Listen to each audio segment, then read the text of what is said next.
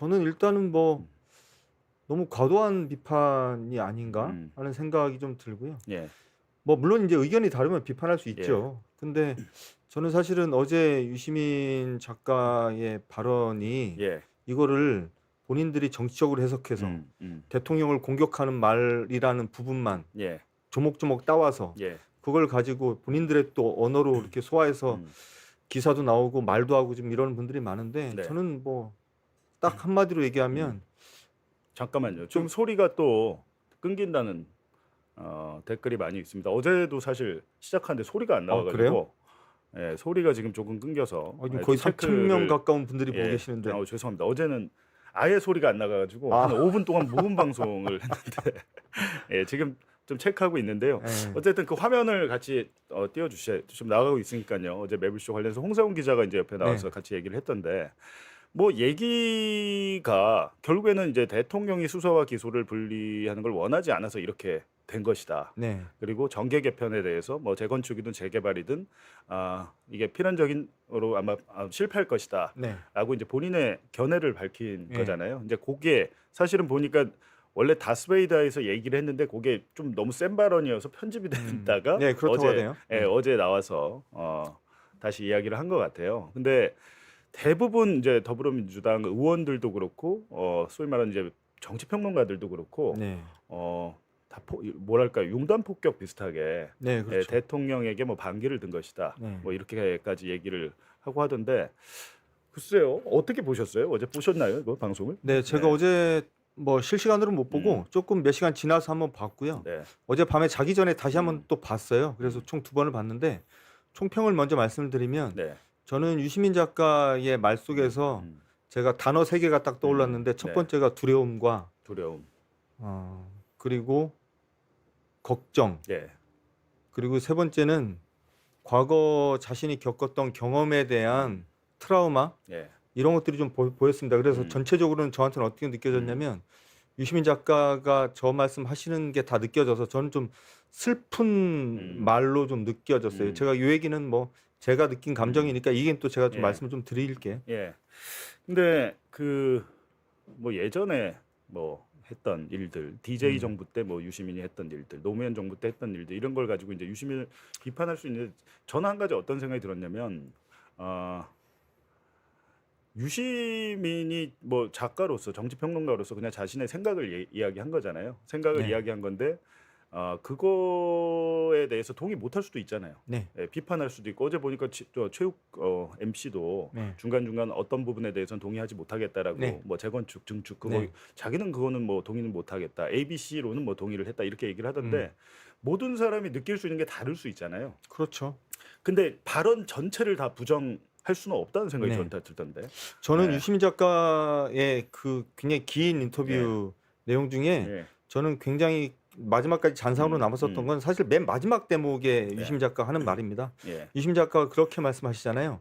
내가 지금까지 얘기했었던 얘기들이 예. 틀렸으면 좋겠다.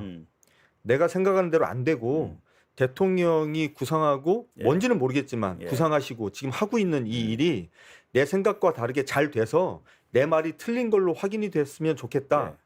그래도 자기는 관계없다. 이런 말을 하시잖아요.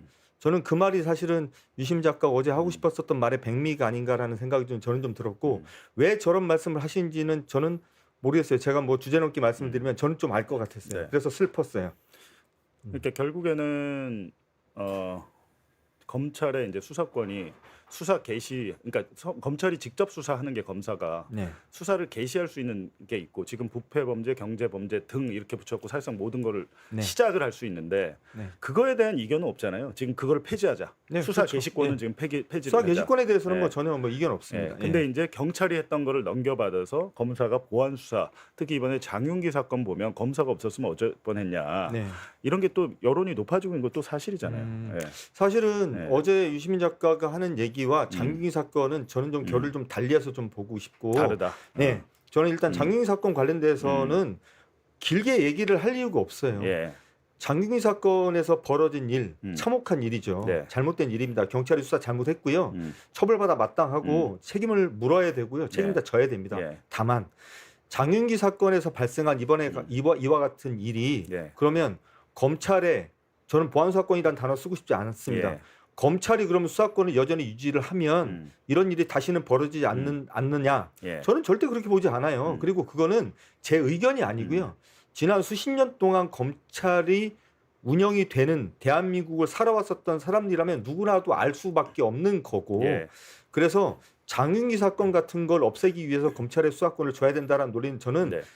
전제 자체가 틀렸기 때문에 여기에 대해서는 길게 얘기를 하면 할수록 미궁에 빠지는 문제여서 근데 지금 네. 신문이나 언론에 일단 한 면 내지 두 면이 도배가 되더라고요. 저는 그냥 네. 핑계거리가 생긴 것 같아요. 그러니까 이제 그 사건이 경찰이 처리를 잘못한 건 사실인데 그럼요. 지금 그러니까 검사의 보안 수사권이 현행 있잖아요. 지금 네. 있는 상태에서도 그런 일이 벌어지잖아요. 네. 근데 제가 좀 궁금한 건 그거예요. 현행 제도가 더 낫다라고 생각을 하면 이런 일이 이제 지금은 적발이 됐지만 네. 적발이 안 되고 넘어가는 케이스도 굉장히 많이 있을 거고 그거는 이제 그럼요. 언론 기사가 안 됐으니까 우리가 모를 네. 뿐이고 근데 여기에 대해서 잘하는 검사도 있는데 모든 검사가 그렇다면 그 장윤기 사건 검사 같이 그렇게 수사를 하느냐 그 전제는 좀 잘못된 거 아닌가요? 그럼요. 네. 세상에 수사기관이 아무리 많다고 한들 예. 한 사회에서 벌어지는 모든 범죄가 수사 대상이 되거나 수사해서 처벌이 되거나 그렇게 될 수가 없어요. 예. 세상 어느 곳에나 암장되는 사건들은 있습니다. 다만 그럼 암장되는 사건들이 없어지게 만들기 위해서 우리가 뭘 할 것이냐를 생각을 해야 되는데 예. 사실은 경찰이 지금도 그렇지만 앞으로 법이 바뀐다고 하더라도 네. 검찰이 수사한 결과물은 결국에는 검찰청으로 다 가게 돼 있습니다. 법이 어떻게 바뀌어도. 경찰에서 수사했었던 사건이 암장될 수 있는 가능성은 네. 제가 볼 때는 상대적으로 낮다. 근데 반대로 지금도 마찬가지고요. 그 문재인 정부 마지막에 검찰 개혁을 네. 수사권 조정을 할 때 그 이전 이후 그리고 앞으로 우리가 이제 그 형소법을 이제 개정을 할 텐데 어떻게 개정이 되더라도 만약에 암장되는 사건과 관련돼서만 우리가 바라본다면 어떻게 법을 바꾸던 검찰에서 암장되는 사건이 더 많을 수밖에 없는 구조입니다. 왜냐하면 검찰 수사는 견제할 장치가 없어요. 그렇죠. 게다가 기소를 안 해버리면 끝이니까. 그렇죠. 기소를 안 했다고 경찰이 그걸 수사할 수 있는 것도 그렇죠. 아니잖아요. 기소를 안 해버리면 없는 사건이 돼버리거든요. 그럼 없는 사건으로 만들어버린 검찰이 없는 사건으로 만들어버린 이 사건을 다시 들여다볼 수 있는 장치라는 거는 지구상에 없습니다. 그래서 검찰의 암장 사건이 종종 밖으로 드러날 때는 굉장히 파괴적인 형태로 드러나는 것이고요. 오히려 경찰에서 벌어지는 암장 사건은 검찰이 인권의 수호자로서의 자기 역할을 제대로만 하면 많은 부분 잡을 수가 있는 겁니다. 이거는 법이 바뀌기 전이나 후나 마찬가지라고 저는 봐요. 그러니까 이제 유시민 작가의 얘기는 사실은 이게 이재명 정부 출범하고 123개 국정과제 중에 세 번째, 그러니까 굉장히 높게 배정이 된 거잖아요. 우선순위가 세 번째였는데 수사와 기소의 완전한 분리 작년 9월에 발표된 거 보면 그렇게 돼 있는데 그게 지금 수사와 기소와 완전 분리는 못하겠고 제한적으로나마 보안 수사권을 주자. 뭐 예를 들면 지금 뭐 강력범죄 아니면 뭐 성범죄, 아동범죄, 장애인범죄 사회적 약자를 위해서 이 검사들이 수사권을 갖고 있어야 된다는 논리. 오늘 오전에 그 화면 보시면 홍기원 의원이라고 저는 이분은 이번에 알았거든요. 이분이 재선이시더라고요. 심지어 평택에서. 재선 의원인데 뭐 모른다 이렇게 말하면 안 되고. 아니 저는 몰랐어요. 아예 아셨어요?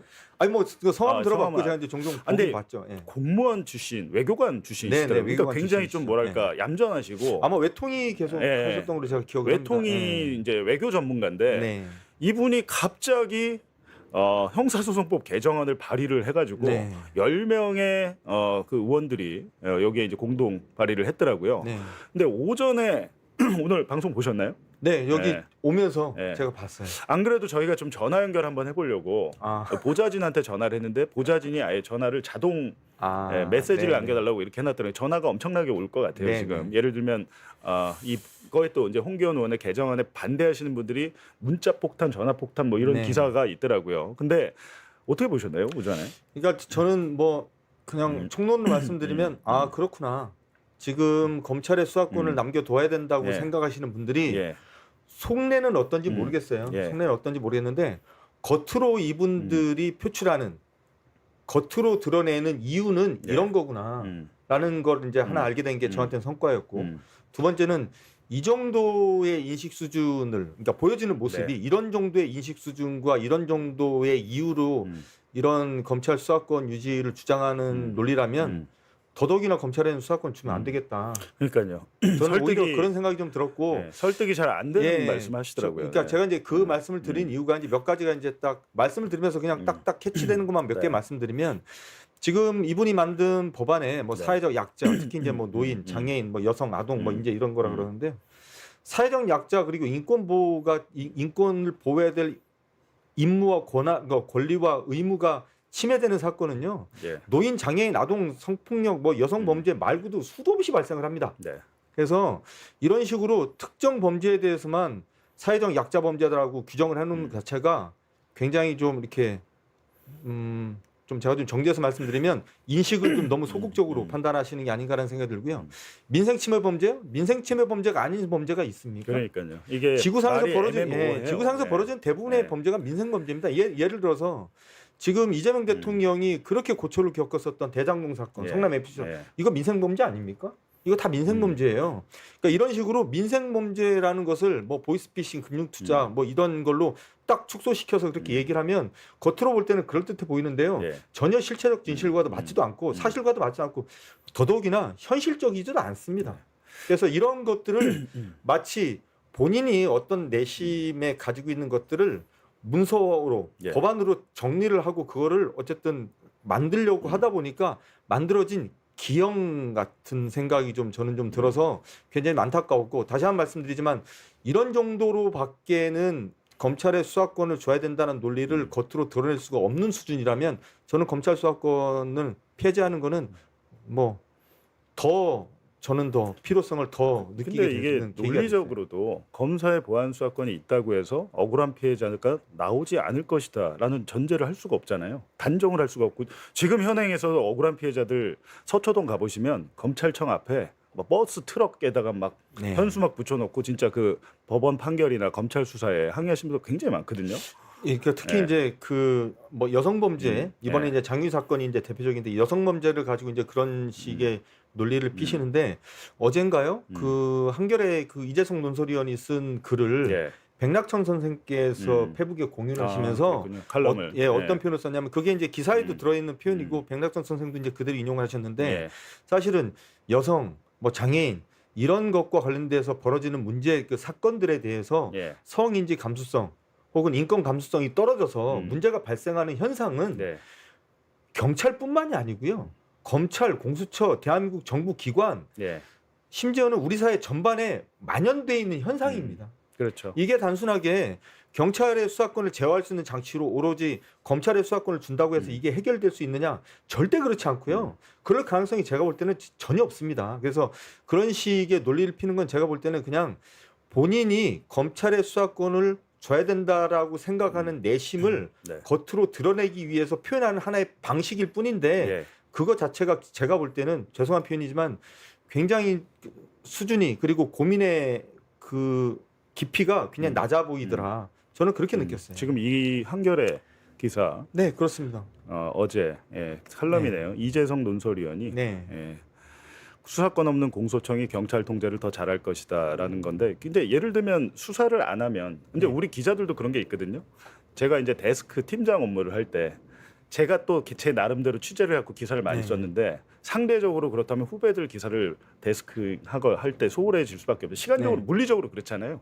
물리적으로 그런데 직접 수사도 하고 경찰의 그 사건도 다시 봐야 되고 하는 경우. 그리고 직접 수사를 안 할 때 법률가로서의 검사, 자기들이 법률을 항상 더 잘한다고 주장을 하잖아요. 네, 그건 또 사실이고, 네, 맞습니다. 사실이고. 지금 최근에 어젠가 기사 보니까 공소장 하나도 경찰이 못 써갖고 고소인 변호인에게 부탁했다 이런 기사도 있어요. 네, 네. 근데 거기에 대해서 오히려 법률가로서의 공소를 할지 말지 결정을 하고 재판에 가가지고 유죄를 이끌어내기 위해서 그러니까 재판을 진행하고 이런 것들이 오히려 검사의 업무에 맞지 않느냐 이런 얘기들이 있는 거잖아요. 네, 네, 맞습니다. 뭐 그냥 자연스럽게 그냥 저는 네. 사실은 이제 그 이런 디테일한 네. 뭐 형소법의 규정 혹은 뭐 지금 준비되고 있는 법안의 예. 뭐 어떤 디테일한 부분에 대한 뭐 논쟁 이런 것들은 사실 저는 이제 개인적으로 무의미하다는 생각이 좀 들고 네. 그런 것보다는 우리가 좀 원론적으로 돌아가서 네. 그 얘기를 좀 그 하나만 한 소리로 들릴 수 있겠지만 우리가 검찰 개혁이라는 걸 도대체 왜 하지? 왜 지난 30년 동안 이걸 하기 위해서 그렇게 피를 흘렸지? 이걸 다시 한번 좀 생각을 해볼 필요가 생긴 시기가 되지 않았나라는 생각이 드는데요. 저희가 예를 들면 네.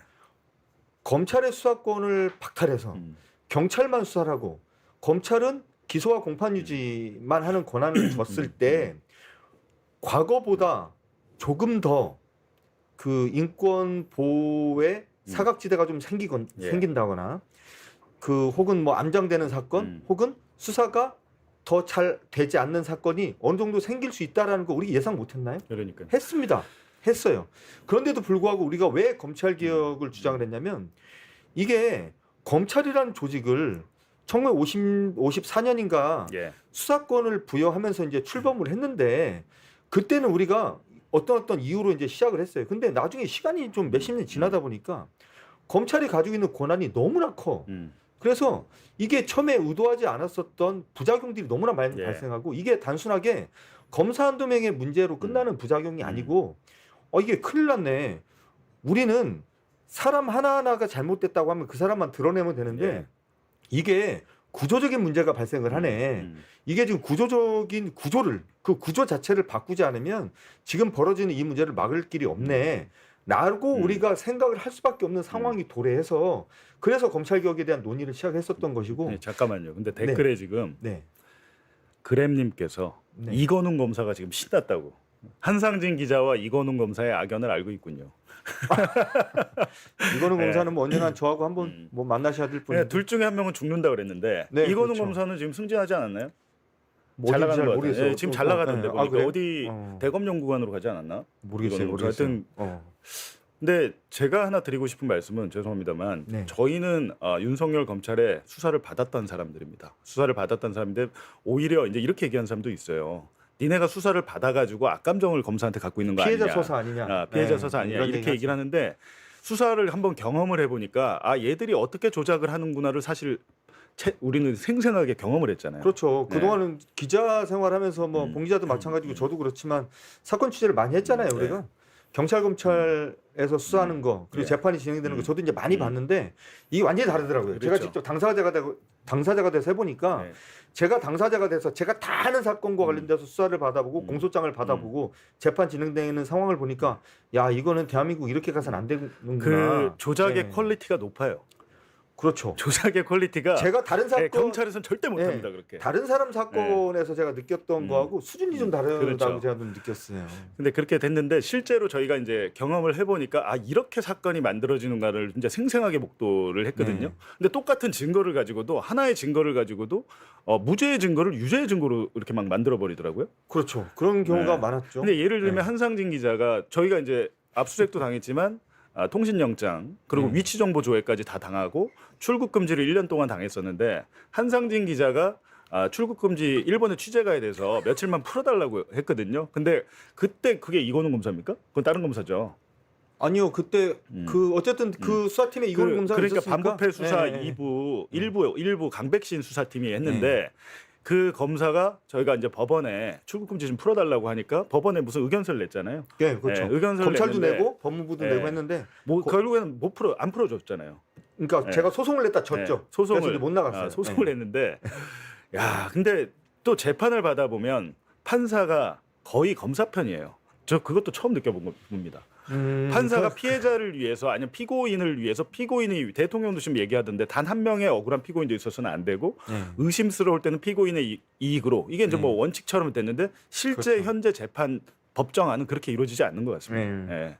뭐 판사와 관련된 얘기는 뭐 또 할 기회가 있을 테니까 그건 좀 그렇고 아까 제가 하던 얘기 조금만 좀 더 하고 싶은데 결국에는 우리가 검찰이란 조직 자체를 개혁하지 않으면 지금 검찰이 발생시켜서 사회를 혼란스럽게 만든 이 수많은 문제를 해결할 방법이 없다. 만약에 검사 한두 명이 문제고 진짜 우리가 흔히 말하는 이제 특수부 검사, 진짜 정치 검사 몇 명이 문제라고 하면 검사 징계법 강화하고 끝내면 됩니다. 검찰 개혁을 왜 해요? 근데 그런 수준으로 이게 해결될 수 있는 상황이 아니다. 근데 그 이유가 뭔가를 따져보니까 검찰이 너무나 많은 권한을 갖고 있어. 제가 딱 한마디로 정리해드리면 대한민국 검찰은 현재 재판 진행 권한을 제외한 모든 사법 권한을 다 갖고 있습니다, 사실상. 네. 그러니까 수사를 할 건지 말 건지, 누구를 잡아들일 건지 말 건지, 심지어는 풀어줄 건지 말 건지, 형을 얼마를 줄 건지 말 건지 다 정하게 됐어요. 심지어는요. 검찰의 구형량에서 예. 어느 정도 레인지 안에서 판결을 낼 수밖에 없는 구조로 또 돼 있어요. 그래서 예를 들어서 그러니까 예를 들면 예. 그거 아닙니까? 증거를 허술하게 해서 무죄가 나오게끔도 하더라고요. 그렇죠. 요즘은 그런 사례가 불기소하면 많죠. 자기가 처벌받으니까. 예전에 윤석열 씨가 예. 징계를 받아가지고 재판에 넘어가서 1심에서 유죄가 나왔는데 본인이 대통령이 된 다음에 2심에서 그런 표현 썼잖아요. 무죄를 받을 결심. 그렇죠. 그래서 한동훈 법무부가 뭘 했냐면 무죄를 받기 위한 전략을 펴서 결국에는 2심에서 무죄를 받아냅니다. 네. 사실은 그게 어떻게 무죄가 나요? 그 1심 판결문을 보면 검찰총장이 도저히 할 수 없는 일, 해서는 안 되는 일을 했고 맞아요. 이거는 네. 징계로 끝날 사안이 아니다. 이런 식의 판결이었어요. 수사해야 된다고. 네. 그랬는데 2심에서 그게 무죄가 납니다. 그러니까 무죄를 받기 위해서 마음 먹고 재판에 임하면 또 무죄도 나오는 게 만들 수 있는 게 검찰이에요. 그러니까 검사의 권한을 근데 이렇습니다. 지금 사실은 이제 사람들이 화가 나는 거는 그런 것 같아요. 약속하지 않았냐. 네. 그럼 약속을 안 지킬 때는 그 약속을 안 지킬 수밖에 없는 그 이유에 대해서 이야기해야 되는 거 아니야? 어제 유시민 작가 얘기도 그거 아니었습니까? 맞아요. 예, 대통령이 거기서 조금 더 상세하게 설명을 했어야 된다. 근데 대통령은 어찌됐든 기자회견 등에서 자신의 소신을 밝혔잖아요. 2차례. 네. 도저히 이게 필요하다라고 보는데 결국에는 마지막에는 국회로 넘기겠다고 했는데 그 공을 이어받은 민주당이 지금 되게 황당한 짓을 하고 있는 게 갑자기 당론이 아니었다고. 보안사건 폐지하기로 하고 당대표 나오신 분들 고민정 의원 빼고 모두 다 폐지하다가 갑자기 어제 민주당 수석 대변인이 그때 그거 당론 아니었는데 네. 이렇게 얘기를 하고 있거든요. 그러니까 사람들이 이런 점 때문에 굉장히 화가 나는 거거든요. 네, 그렇죠. 예, 의원총회를 2번이나 해서 당론으로 다 됐다고 하고 박지원 의원도 그게 당론이 맞다라고 얘기를 했다가 어제는 갑자기 또 입장을 바꾸더라고요. 근데 거기에 설명 없이 갑자기 입장을 바꿨을 때 뭐지? 우리를 갖고 놀았나? 라는 생각이 들지 않겠습니까? 사실은 뭐 저는 뭐 정치부 기자도 아니고 뭐 정치 전문가도 아니지만 제가 이제 딱 하고 싶은 얘기는 하나 있는데 사실은 집권 여당이 야당과 다른 이유는 책임성입니다. 네. 책임성의 근본은 뭐냐면 불확실성을 제거하는 거예요. 예. 어느 조직이나 마찬가지죠. 국민들이 집권 여당에서 나오는 멘트 하나를 가지고 우리의 삶을 고민하고 결정을 합니다. 지금의 정부가 지금의 이 정권을 만들어낸 이 집권 여당이 앞으로 어느 쪽으로 길을 가겠구나 라는 거를 본인이 인지하고 거기에 맞춰서 삶을 살아가는 게 대한민국 국민들이에요. 그래서 집권 여당은 책임성을 가지고 얘기를 해야 되는 거예요. 본인들이 그게 당론인지 당론이 아닌지 지금은 잘 모호해졌지만 당론인지 당론이 아닌지에 대해서 이랬다 저랬다 하면 안 되는 거고요. 만약에 이런 식의 논란이 벌어지게 되면 지도부가 왜 있습니까? 정리를 해줘야 되는 거예요. 이건 당론이었다, 당론이 아니었다라고 정리를 해줘야 되는데 지금 보면 우후죽순 그냥 각자 하고 싶은 말 다 하잖아요. 그러면서 이제 국민들은 혼란에 빠지는 거예요. 이게 그러면 누구는 당론이라고 그래서 우리는 그렇게 알고 있고 그래서 그렇게 되겠구나라고 생각을 해서 이 정당을 그리고 이 정부를 지지를 했는데 어느 날 갑자기 이게 당론이 아니었어. 우리가 이제 뭐 생각을 바꿀 거야. 심지어는 본인들이 당론이라고 얘기를 하면서 냈었던 법안과 전혀 다른 내용을 담은 법안이 아무렇지 않게 10여 명의 국회의원들이 부서를 해서 이게 이제 법안이 발의가 되고 이런 현상이 벌어지는데도 불구하고 당내에서 책임 있는 조치나 목소리가 나오지 않는 거는 저는 좀 문제가 아닌가. 그렇습니다. 지금 이제 홍기원 의원이 개정안 발의를 했고 이제 공동 발의를 해서 이제 10명의 의원들이 오늘 기사를 보니까 이 의원실들에 지금 문자 폭탄, 전화 폭탄이 뭐 이뤄지고 있다고 해요. 근데 그게 뭐 글쎄요. 저는 이거 선택의 문제라고 보거든요. 이분들이 예를 들면 제한적 보안 수사권 그거 틀린 얘기는 아닙니다. 거기서 보면 그렇게 생각을 할 수 있어요. 근데 문제는 이거는 맞고 그르고의 문제가 아니고 선택의 문제. 시대적 과제가 지금 그렇게 흘러와서 하려고 하는데 갑자기 이걸 틀어버리니까 이게 이해가 안 되는 거잖아요.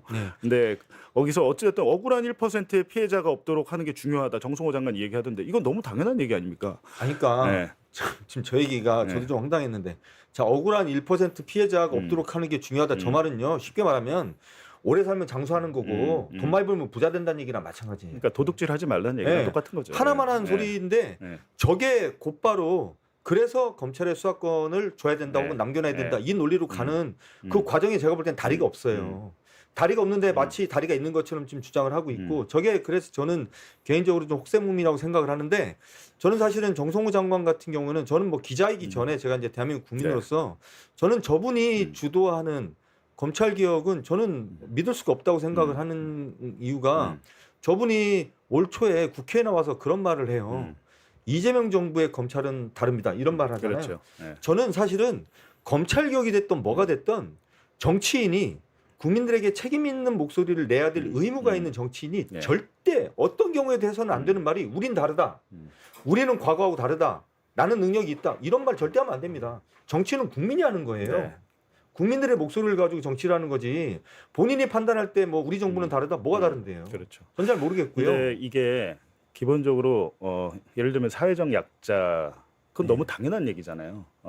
여성 성범죄 특히 아동 성범죄나 이런 것들에 대해서 더 세심하게 해야 되는 건 사실인데 문제는 제한적으로 보안 수사권을 줬을 때 정말로 그 분야만 그 예를 들면 여성 아동 뭐 장애인 이것만 할 것이냐라는 우려가 있잖아요. 예를 들면 저희가 수사를 받았을 때 윤석열 검찰의 수사를 받았는데 명예훼손 사건은 검찰의 수사를 못합니다. 근데 얘들이 수사를 어떻게 했냐면 대장동 사건을 파서 이재명과 정진상 그리고 김용을 엮어가지고 다 재판에 넘긴 다음에 그 다음에 이 사건을 타고 흘러 들어와서 뉴스타파 보도에 대해서 수사를 하고 뉴스타파와 JTBC에 있던 저는 아무런 아는 사람 그때 저희가 아는 사이가 아니었잖아요. 연락 한번 한 적이 없는데 뉴스타파 보도에 보니까 JTBC 보도가 잠깐 나오네. 이건 뭐지? 라고 해갖고 저 수사를 했는데 제가 지금 허재영 기자랑 같이 재판을 받고 있는데 허재영 기자도 법정에서 처음 만났어요. 네. 근데 검찰이 수사할 때 어떻게 하냐면 얘들이 다 짜고 윤석열을 떨어뜨리고 이재명을 당선시키려고 했는데 얘들의 배후에는